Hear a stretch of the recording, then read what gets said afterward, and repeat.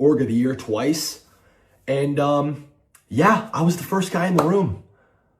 These guys would have never lived in a house together if it wasn't for me. These guys are all at minimum 10 times the size in terms of audience and platform now as before they joined Faze. These guys have all made millions and millions and millions of dollars in the last 2 years, and none of them could ever dispute the fact. Max just said it himself on his stream. Joining Faze was one of the best decisions I ever made in my life. I've heard that from Lacey. I've heard it from Silky. I've heard it from Jason. I've heard it from Ron. I've heard it from Adapt. I've heard it from every single person that's ever joined Faze, specifically these guys. And I'm here to tell you, as former Faze Banks, this was one of the worst decisions I've ever made in my entire life. I gave up my entire adult life to this.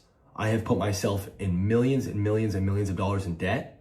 I have never made not one singular dollar outside of my salary via Faze. Not selling it, not buying it, raising money.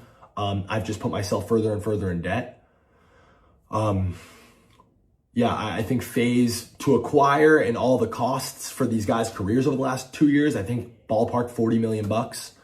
And I think probably collectively these guys have had to have probably made like 20 million in the last 2 years collectively, I would guess. And not $1 of that 20 million has ever gone back to Faze. Never mind me. Even if it did ever go back to Faze, that shit, it's not mine. And I just fucking can't believe it.